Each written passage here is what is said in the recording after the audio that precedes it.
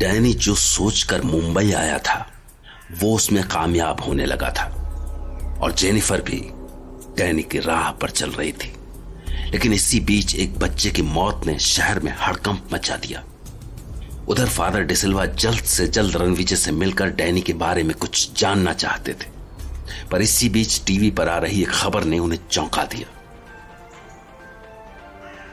और इस बीच मुंबई शहर में हुई एक घटना ने यहाँ के माहौल में दहशत फैला दी है। दरअसल आज सुबह पुलिस को एक लापता बच्चे की लाश मिली है।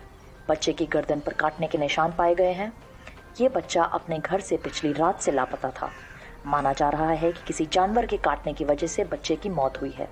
शहर के बीचों बीच हुई इस तरह की घटना ने कई तरह के सवाल खड़े कर दिए हैं।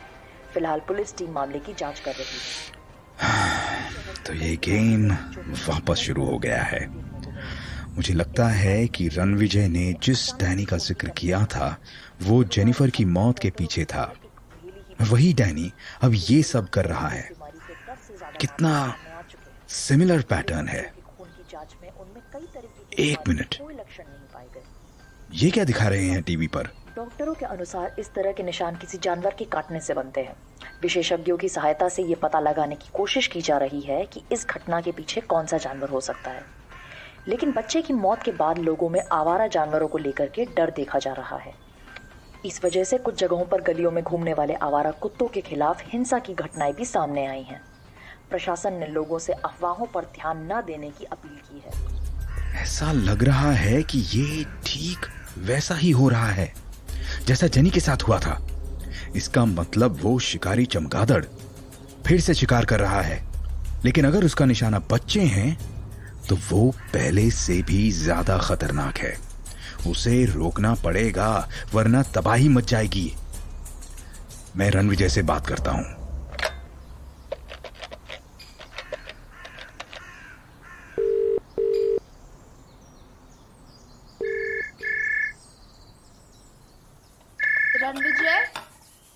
रणविजय, तुम फोन पिक करोगे? मैं किचन में हूँ। Pick up the phone, I am in the kitchen. मेरे हाथ गंदे हैं। ठीक है।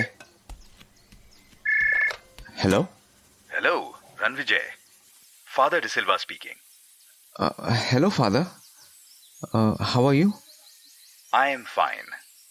रणविजय, मैं तुमसे मिलना चाहता हूँ। सौम्या ने बताया होगा तुम्हें? हाँ, उसने कहा तो था कि आपका फोन आया था, बट रणविजय, इट्स इम्पोर्टेंट। तुम्हें मुझसे जल्दी मिलना होगा। ठीक है फादर, मैं अभी आधे घंटे में आपके पास आ जाता हूँ। Okay, I will wait. ध्यान रखना, इट्स इम्पोर्टेंट। हाँ, श्योर फादर। फादर मुझसे क्यों मिलना चाहते हैं?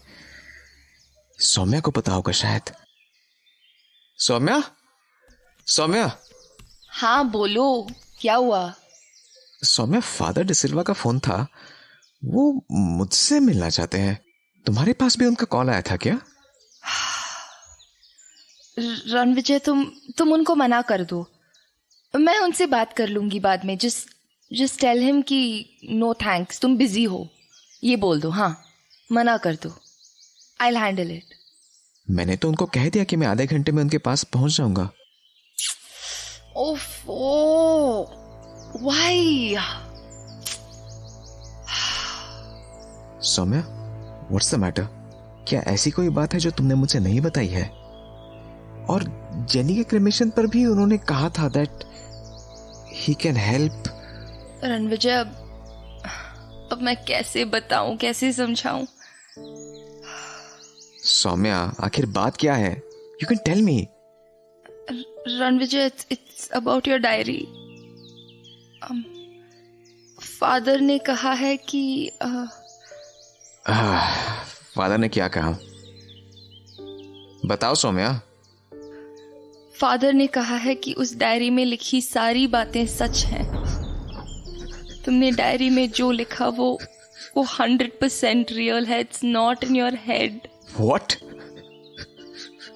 No no. रणविजय, संभालो अपने आप को। Ranvijay, are you okay? Are you okay? Listen, we'll handle this together. Just be okay. Are you okay? Huh? Are you fine? I'm okay. I'm okay. But Saumya, अगर फादर को लगता है कि मेरी डायरी में लिखी बातें सच है तो मुझे फादर को जरूर मिलना चाहिए। रणविजय, आई डोंट नो, मुझे डर लग रहा है। तुम उन सब बातों की वजह से काफी परेशान रहे हो एंड मैं नहीं चाहती हूँ कि फिर से वही सब बातें तुम याद करो। I don't want you to go back into that dark place. Is it really necessary? Saumya, तुम समझ नहीं रही हो। अगर डायरी में सच्चाई लिखी है तो मैं उससे दूर नहीं भाग सकता हूं। और अगर ऐसा है तो तुम समझ नहीं रही हो कि मेरे दिमाग से इतना बड़ा बोझ उतर जाएगा। सौम्या, वो डायरी मुझे हर बार यकीन दिलाती है कि मेरे दिमाग में पागलपन हावी है। पता है, मैंने कई बार सोचा है कि इस डायरी का एक एक पन्ना फाड़ कर जला दूं, मगर नहीं, क्योंकि मैं जिंदगी में एक बार फिर से अपने उस डर का सामना करना चाहता हूं। क्योंकि मेरे अंदर से एक आवाज भी मुझसे कहती है कि जो कुछ मेरे ख्यालों में है, जो कुछ मैंने डायरी में लिखा है, वो सच है। सौम्या, तुम्हें मुझे इस बारे में बताना चाहिए था। रणविजय, मैं तुम्हें बताने ही वाली थी, मगर मैं हिम्मत नहीं जुटा सकी। I am sorry. मैंने एक्चुअली ओरिजिनली सोचा था कि हम दोनों फादर के पास चलेंगे और सौम्या, पता है, मुझे अब उस शैतान से, उन खौफनाक चीजों से डर नहीं लगता है। मुझे अपने आप से डर लगता है, क्योंकि मुझे लगता है कि उस शैतान को मेरे दिमाग ने जन्म दिया है। उस खौफनाक चीजों को मैंने रचा है। सौम्या, मुझ पर भरोसा रखो। मेरे डर को मुझे ही फेस करना है। मैं अभी फादर के पास जा रहा हूं। Okay Ranvijay, okay, I trust you. तुम जाओ और हाँ, मेरी डायरी भी साथ में ले जाओ। फादर को इसकी भी जरूरत है। I trust you. Go and come back safe, okay? Okay. Ranvijay ने सौम्या को कभी ये नहीं जताया था कि वो भीतर से कितना टूट चुका है। उसका अपने आप पर भरोसा तक नहीं बचा था। शायद यही वजह थी कि जब उसे पता लगा कि फादर डिसिल्वा को उसकी डायरी में लिखी बातों में सच्चाई दिखाई दे रही है, तो वो तुरंत उनसे मिलने निकल पड़ा।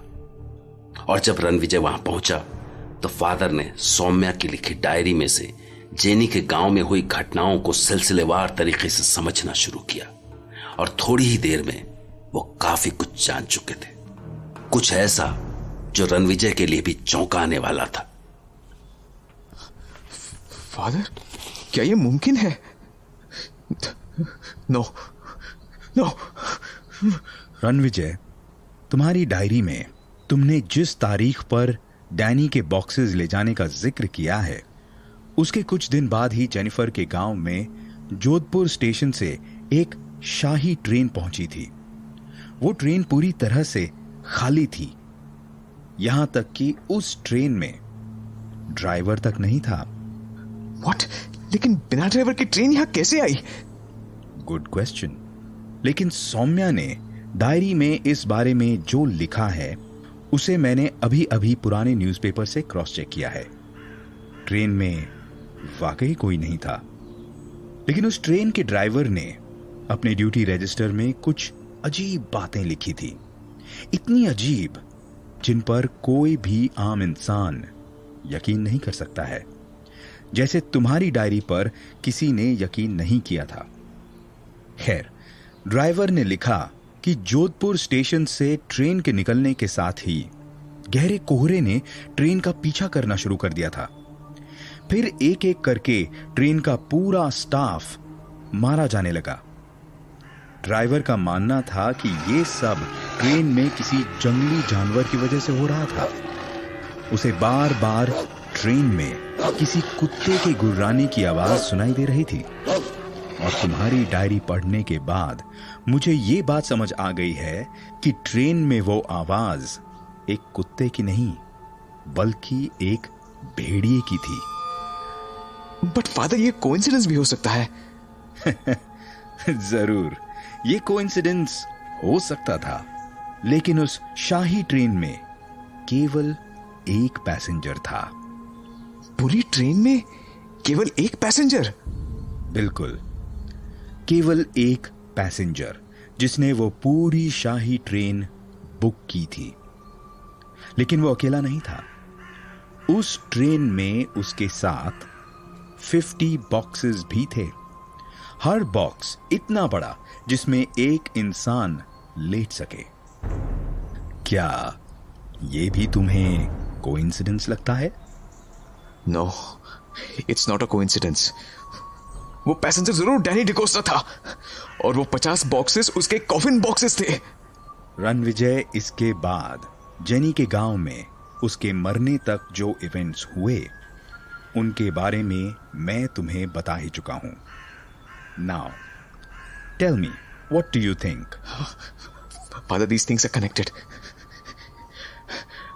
I am confirmed now कि जेनिफर की मौत के पीछे भी वो डैनी ही था। और अगर ऐसा है तो तुम जानते हो कि डैनी मुंबई क्यों आया है। जेनी की डेथ तो महज एक शुरुआत थी, अंजाम काफी बुरा होने वाला है। आज सुबह पुलिस को एक बच्चे की लाश मिली है। उसकी गर्दन पर भी किसी के काटने के निशान मिले हैं। हाँ, वो डैनी ही होगा। यस, वो डैनी ही है। जितना मैंने इस वैम्पायर के बारे में समझा है, जो तुम्हारी डायरी में पढ़ा है, उससे मुझे ये समझ आ गया है कि ये कोई आम वैम्पायर नहीं है। ये औरों से काफी तेज है, काफी खतरनाक और काफी होशियार है। मैंने कभी नहीं सुना कि वैम्पायर इस तरह से प्लानिंग करते हों। ये वैम्पायर एक बहुत बुरी तबाही लेकर आने वाला है और उससे लड़ने में मुझे तुम्हारी हेल्प चाहिए। फादर, मैं क्या हेल्प कर सकता हूं? मैं तो आज भी रत्नागढ़ महल के सपने मुझे डराते हैं। रणविजय, अपने आप को इतना अंडर एस्टिमेट मत करो। अगर डैनी इतना पावरफुल वैम्पायर है जो रत्नागढ़ से मुंबई में अपना साम्राज्य फैलाने आया है, तो ये मत भूलो, तुम वो इंसान हो जो उसके चंगुल से जिंदा बाहर निकल सका है। इतने फियर को फेस करने के बाद भी तुम आज मुझसे इस बारे में बात कर रहे हो, तो तुम कोई आम इंसान नहीं हो। बस सर्कमस्टेंसेस की वजह से तुम्हारा कॉन्फिडेंस कहीं खो गया है। यकीन मानो, उस वैम्पायर से लड़ने में तुम सबसे बड़े हथियार साबित हो सकते हो। Ranvijay, keep faith in yourself. तुम अपनी लिमिटेशन से कहीं बढ़कर हो। मुझे तुमसे काफी कुछ सीखना है। थैंक्स फादर, थैंक्स मेरा कॉन्फिडेंस वापस लौटाने के लिए। मैं बता नहीं सकता कि रणविजय, ये लड़ाई बहुत लंबी होने वाली है। हमें मिलकर काम करने की जरूरत है। अभी मैं तुमसे डैनी और उसके रत्नागढ़ महल के बारे में और बातें जानना चाहता हूं। ध्यान रखना, छोटी से छोटी चीज भी हमारे लिए काम की हो सकती है। Yes father.